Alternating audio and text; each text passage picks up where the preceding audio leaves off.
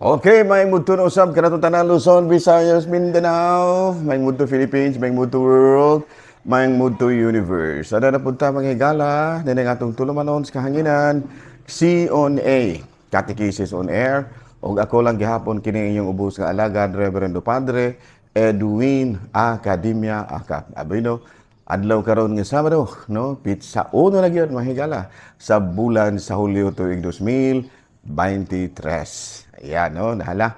Salamat kitag dako may higala sa itong Ginoo nga natapos ang Hunyo wala gyud mga kakulian nga nasudatan, no? So muna nga pasalamat kita ug ang atong pasalamat dadon nato sa ato ang mga pag-ampo ug mga paningkamot nga dili gid kita makabuhat og dautan batok sa atong isig kaingon ug batok sa Dios. Okay? Di ba? Okay, salamat kita mga higala. Abino, ato diay nga timbayaon og mayong muto usab ang atong talahorong obispo, Bishop Julito B. Cortez, ang atong station manager, si Father Rama Ata, diri sa Sibulan, o ang atong station manager dito sa Actin Basay. Kumusta na? Father Ram, o gimano sa Brother Elmer Lugatiman. Kumusta? Ato po nga mga lay ministers, nga naminaw, nga nagkuang karon, nagtanaw karon ini ato ang programa sa kahanginan, sa teleradyo, sa DYWC. Nahala, no? Mayong mugto na kaninyong tanan. Ang atong mga MBG, ang tanan natong mga kaigsuunan nga kanunay nagsunod ining ato ang programa sa kahanginan. Kalakip na sa Facebook, no? Kalakip na sa Facebook, no? Ato ang ating bayaon. Kumusta naman? Abino, ari kita manghigala sa atong Saint of the Day. Abino ang atong Saint of the Day karon bisag walay nangutana. Si Blessed Junipero Sierra. Junipero Sierra. July 1. Diri si Blessed Junipero Sierra. Abino, kini si Blessed Junipero Sierra, natawo siya ni antong tuig 1713. Namatay ni antong 1784. Unya taga Mallorca, Spain, o Kachila. No mo mao gitsura. Medyo may pagkagwapuhon, ano. Unya nagpamembro siya sa Franciscan Order. Unya gifted kini siya sa maayo kay mo paambit. Usa kini siya sa mga original gyud, no, nga nagmission sa Mexico. Buda nga ang mga Meksikano Katoliko gyud kayo.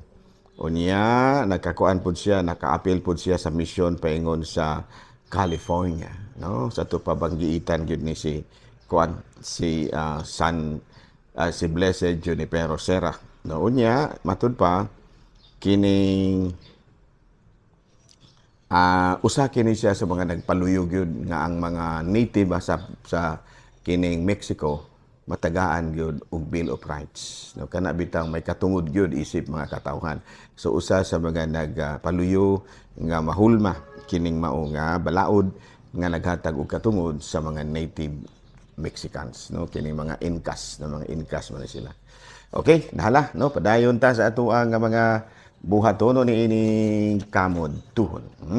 Abero ari kita sa ato ang CBCP News, balitang simbahan ni ining kamod tuhon. CBCP News kanhi obispo Alfredo Versosa pasado na ang iyang kausa dito sa Roma, no? Gisugdan na og proseso ang pamaagi aron siya makanunisa isip usa ka santos si Bishop Alfredo Versosa. Dito sa Vatican, niingon ang atong talahorong Santo Papa, sunod ni Kristo ug isangyaw ang iyang mga pulong, no? Sumunay gi pagtudlo karon, no, sa atong talahurong Santo Papa. Abino ari kita manghigala sa atong mga katekisis, no? Ubay man ni atong mga katekisis manghigala, no? Kay pila na gud ka tuig ning ato ang katekisis. Natigom na ning ato ang mga pagtulunan diri manghigala. Okay, ari kita sa mga buluhaton, no? Usaon man nato pag-dispose ang holy water.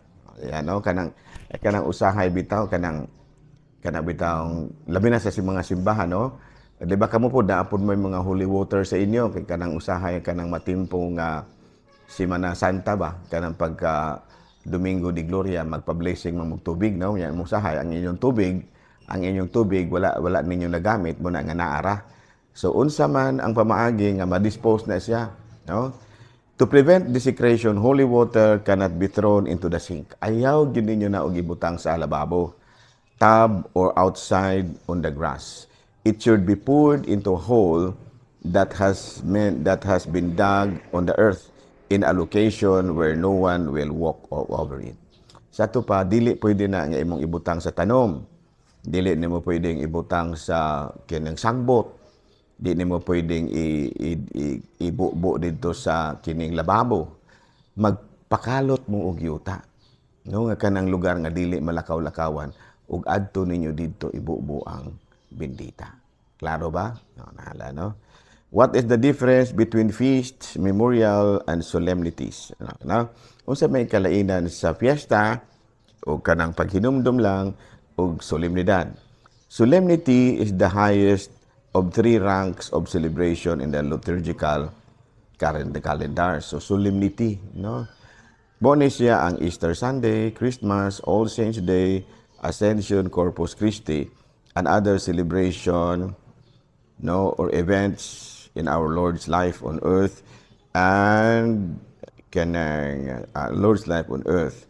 While most solemnities are not days of obligation, they are like Sundays. No, sa ato pa kini di ay Pasko, kining Christmas, adlaw sa minatay kanang All Saints Day, Ascension, Corpus Christi, and other celebrations nga adunay kalambigitan sa ato ang Ginoo, Hesus Kristo, mo na gitawag og solemnity. Ang uban siguro ana dili madeklara as holiday of obligation, pero sa ulugo na siya sama og Domingo. Ang ikaduha is fiesta, is the second rank. Consists of the celebration of certain saints. Such include the feast of the archangels and the apostles. Okay, no? Sa ato pa muna ni sila ang fiesta sa mga santo, no? Mga anghel ingon niana, no? Muna siya ay fiestas. And the third is memorials. In the second rank consists of the celebration of saints. If a memorial is obligatory, it's identified with a capital M. Those must be observed. No, sa ato pa kini di ay mga memorials dunay capital letter M, doon na po small letter M. Tanawa ninyo ang ordo, no? Na may ordo dire, oh. Mo man siya gitawag og ordo kini ba? Tanawa ninyo, oh. Mo ni siya ordo, no? Kita man ninyo, no? Tanawa, oh. Ordo. Ayan, no? So mo ni siya kuan, naa na to makita dire ang mga solemnities, naa po dire ang memorial, naa po dire ang memorial nga small letter M, memorial nga big letter M. Kanang small letter M dili na siya obligatory, no? Pero kanang big letter M obligatory gana siya nga ato ang sa ulugon. Okay, klaro? Abi no, ari kita manghigala sa ato ang catechesis. Ano na catechesis na ni? Ari kita sa atong para ugmang Domingo para mga lay minister ni, no? So ugmang adlaw ang atong ebanghelyo naghisgot kabahin sa pagpangalagad ngadto sa Dios, no? Pero atong klarohon nga kitang tanan isip mga binunyagan, mga alagad gud sa Dios. Di kami ingon ta nga ang pari ra, ang lay minister ra mo ay mga alagad. Kita gyud mga alagad ta kay ngano man mga binunyagan man ta. You know, muna nga mga alagad gud kita ug sa atong pagpangalagad aduna gud kitay luna sa gingharian sa Dios. Unya, kung mga alagad gani kita sa Ginoo, kinahanglan nga ang atong loyalty angay gyud kaniya. No? Loyal gyud ta kay labaw pa kay sa atong pamilya. Kasi pa andam kita mo sakripisyo tungod ug alang kaniya. Tungod ug alang sa Ginoo. Labaw pagani sa atong pamilya. Pananglit, may mga sitwasyon nga gikinahanglan ng imong pagpangalagad sa simbahan. No, mga alagad gyud kag simbahan. Hinuon mangita gyud kag paagi nga imo kining matuman nga dili pod nimo mapasagdan ang pamilya. Muna balantayan pod, no? Nga mga alagad ka ato simbahan pasagdan lang nako na akong pamilya pero sa anang uban nga kanang mga lagad sa simbahan pero ang ilahang balay wala na gani sila kapang limpyo din na sa namaw. Ha? Kana bitaw pasagdan na ilahang mga anak nga kanang maglibod surira kay sila tuwa sa sila bali sa namaw. No buti pasabot nga sa imong pagpangalagad sa simbahan mangita gyud kag pamaagi nga di mo mapasagdan ang imong pamilya. No? Balikan man tuod og ang priority nimo ang simbahan pero ang imong pamilya imo ginangatimanon dili nimo ingon nga pasagdan na lamang. Tungod kining pagpangalagad usahay sa simbahan, mura kining krus nga atong gipasaan, pero di lang ta mahadlo. Kay kanunay gyud nga adunay pamaagi ang Dios aron magaan-gaan kini. No, muna ginaingon nga, come to me those who are weary and I will give you rest. No, klaro ba? Nahala, no? So mao kini karon nga ato ang paambit karong Domingo ha, o maningkamot kita nga para ugma ra ni sa Sabado pa maron, para ugma nga pangayoon nato sa Ginoo nga unta makasabot gyud kita kunon sa atong mga pagtulunan. Sa ngalan sa Mahal, sa Anak, sa Espiritu Santo. Amen. Good noon, Pilipinas!